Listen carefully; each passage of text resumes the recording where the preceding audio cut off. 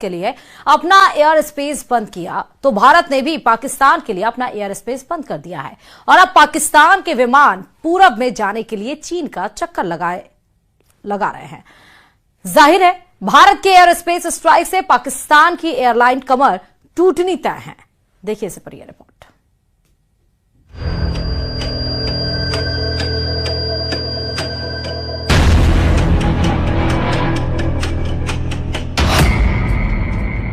पाकिस्तान पर air space strike.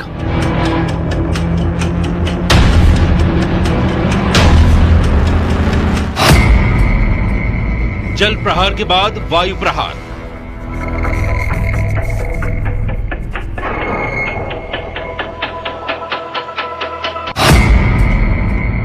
एक के बाद एक भारत की स्ट्राइक।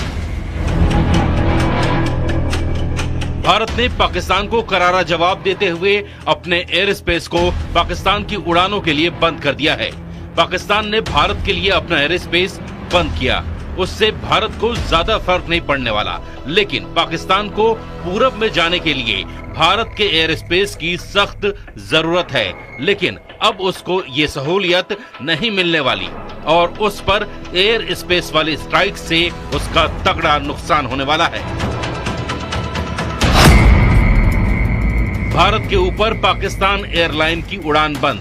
पाकिस्तान के प्राइवेट जेट भी नहीं भर सकेंगे उड़ान। पाकिस्तानी मिलिट्री के विमानों को भी इजाजत नहीं।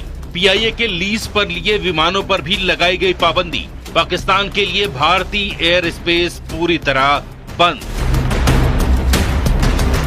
अब पाकिस्तान के विमानों को कहीं भी उड़ान भरना होगा तो उसे पूरे चीन का चक्कर लगाना होगा और ये भी संभावना है कि उन्हें चीन में उतरना भी पड़े ताकि आगे के सफर के लिए वो ईंधन भरवा सके। जाहिर है भारत ने पाकिस्तान की कमर तोड़ने वाला एक और फैसला लिया है। इसका सबसे बड़ा असर पाकिस्तान इंटरनेशनल एयरलाइंस की कुआलालंपुर जाने वाली दो रूट्स PK 8945 और PK 8989 पर पड़ा है।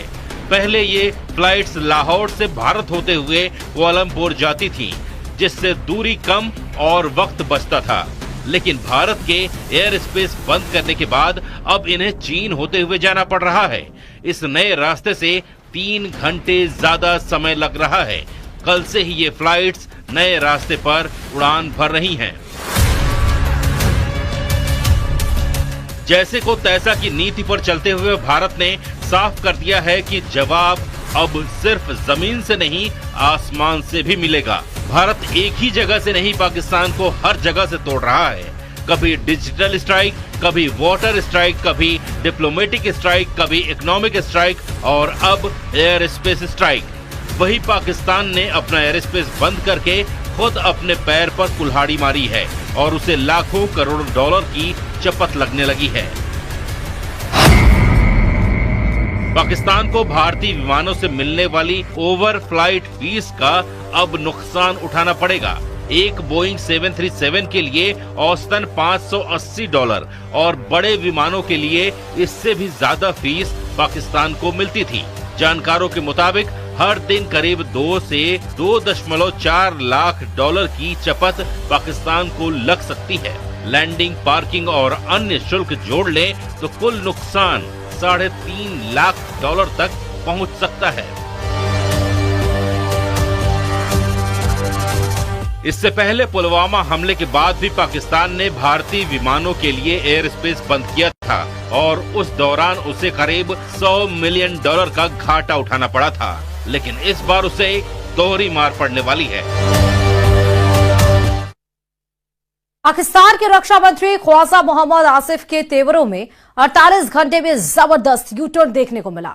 2 दिन पहले तक भारत को युद्ध के लिए ललकारने वाले ख्वाजा अब अल्लाह से दुआ कर रहे हैं कि जंग ना हो। उनका कहना है कि हालात तो युद्ध जैसे बन रहे हैं, लेकिन पाकिस्तान की तरफ से कोई लड़ाई शुरू नहीं की जाएगी। उनके इस बयान से साफ है कि युद्ध की धमकी देने वाले अब डर से कांप रहे हैं। देखिए रिपोर्ट।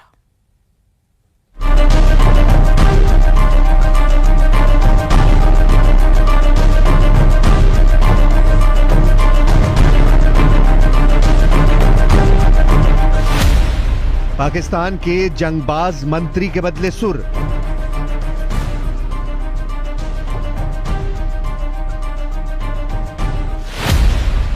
ख्वाजा बोले, अल्लाह ये युद्ध टाल दो।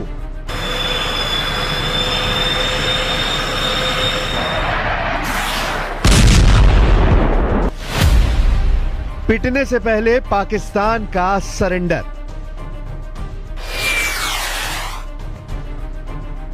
पाकिस्तान के युद्ध उन्मादियों की हवा खराब हो गई है। बात बात पर एटम बम की धौंस जमाने वाले पाकिस्तानी मंत्रियों के सुर बदल गए हैं। पाकिस्तान के रक्षा मंत्री ख्वाजा मोहम्मद आसिफ का लेटेस्ट बयान सुनकर आप हैरान हो जाएंगे। ये वही ख्वाजा हैं जिन्होंने भारत को युद्ध के लिए 2 दिन पहले ललकारा था, लेकिन अब जनाब का नया बयान सुनिए। बंदे ने अल्लाह से युद्ध को किसी भी हाल में टाल देने की दुआ मांगी है। कहूँगा कि एक क्लैश की सूरत हाल बिल्कुल नज़र आ रही है। अल्लाह करे एवर्ट हो जाए, हम कोई जंग मुसल्लत हमारी तरफ से तो कभी तौर पे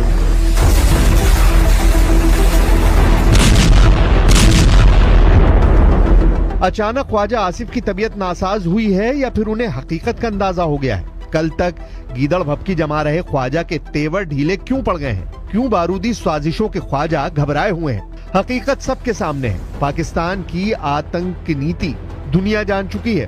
पहलगाम नरसंहार के मास्टरमाइंड के अड्डे कहाँ हैं? पहलगाम का टेरर कमांडर कौन है? पहलगाम हमले के सूत्रधारों का एक एक सिरा जुड़ गया है। भारत इन आतंकजीवियों का फैसला कर चुका है। पीएम मोदी पड़ोसी मुल्क में पल रहे आतंकी सरगनाओं के सर्वनाश का ऑर्डर दे चुके हैं। जाहिर है जिन दहशतगर्दों की बदौलत पाकिस्तानी जनरलों की अघोषित सत्ता पाकिस्तान में चल रही है, जब वही नहीं बचेंगे तो कायरों का क्या होगा? वही खौफ अब ख्वाजा जैसे लीडरों को खाए जा रहा है। इसलिए ख्वाजा अल्लाह से जंग टालने के लिए दहाड़े मार रहे हैं।